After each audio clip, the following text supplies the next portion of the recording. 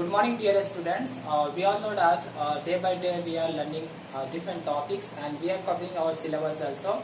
And till now we have completed 2 lessons and we have conducted a test also of 2 lessons. And most of our students done very well in that lesson which I taught you. And today we are going to start the new lesson, that is decimal. That's a decimal, and everyone know about what is decimal, right? Because we have learned in 6th class, we have learned in the 5th class. So today in 7th class also we have a decimal chapter. So just start what is decimal and what is the importance of decimal and what are the various topics in decimal. So let us start one by one. So here let us start. What is decimal? What is decimal? So everyone know that fraction. So fraction means it is the one part of the whole number. One part of the whole number, that is called fraction. Suppose that this is the one number and I am taking one part. So what is it called? This is the called 1 upon 2. That's the whole number. That is the whole number. 1 upon the 2. That's one part of the whole number. That's called fraction. And we can represent that fraction into decimal. Means if the denominator of that fraction is 10, then that is called decimal. Suppose that I have a number 2 upon 10. So this is called the decimal. We can represent to just 0.2 because here the denominator is 10. That's why it is called decimal. So we can say that decimal is the number where the denominator of a fraction is proper fraction is tenth. Tenth means either 10 or multiple of 10. That is called the decimal. So what is the notation of decimal? Notation of decimal means symbol of decimal. Symbol of decimal. So I can see this is the notation. Just we have to take the sign, and this sign is called decimal sign, right? Suppose that how to let us take example for the decimal. So this is 2.4. So we can read as a 2 decimal 4. And if we write that 2.46, so how to read it? 2.46. 2 decimal 46. It means that whatever the numbers are there, the right side of the numbers we can read as an individual. So and the left side numbers are read as a whole part. So there are 2 parts of the decimal. That is the whole part. That is the whole part. So this is called whole part. It means that decimal has 2 parts. That is called whole part. What we can say? That's called whole part. That's whole part, and this is the fraction part. Fraction part or decimal part. Suppose that we can say decimal part. Means this decimal has the 2 parts. Decimal number has 2 parts. That's the whole part. So if the left side number is called the whole part, that is the decimal part, right? So let us start the place value of the decimal. So place value of the decimal, if we can represent it by that, we all know that. Suppose that this is the point decimal, right?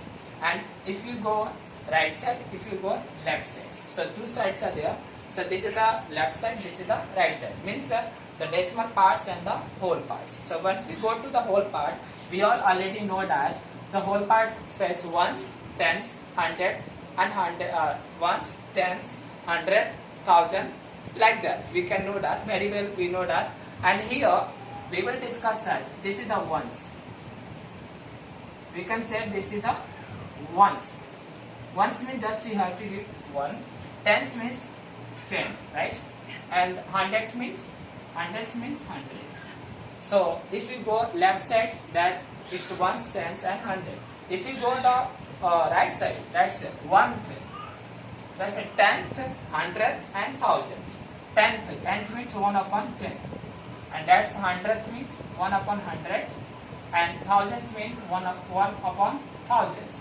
So this way this continue, and what are the remaining numbers are there, we can continue like that, right? So this is the representation of a decimal. That's a place value of the decimal. Suppose that I have to write it 2.46. And if I write that numbers into the expanded form, so how to write it? So this is the ones place, so we can write that's a 2 into 1, right? And plus this is the decimal, right?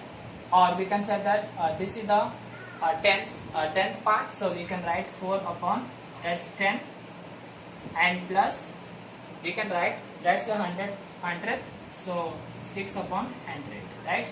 So this is the expansion of that's fraction.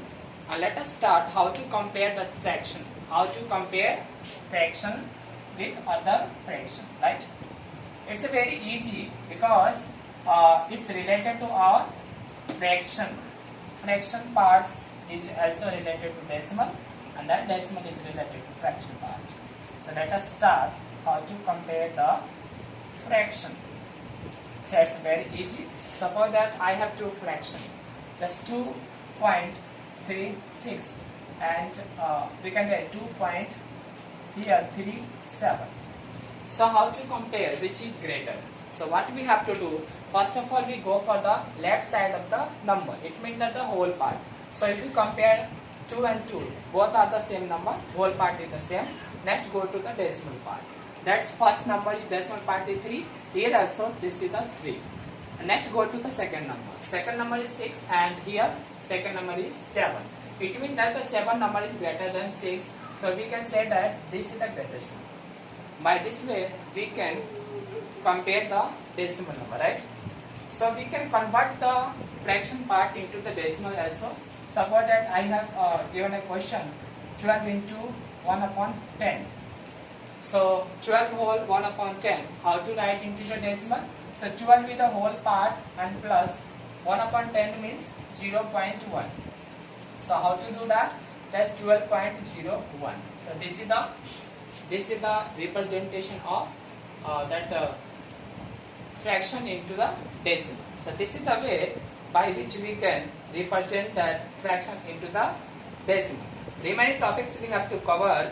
That's very easy. And let us start. What's the topics we have to cover, right? So we have already learned that what is the place value and remaining value decimal part and the place part, and we have learned that expanded form also.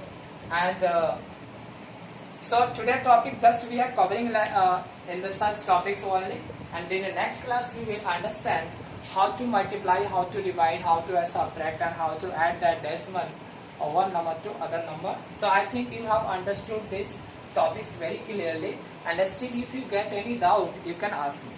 So thank you for watching this video. Have a nice day.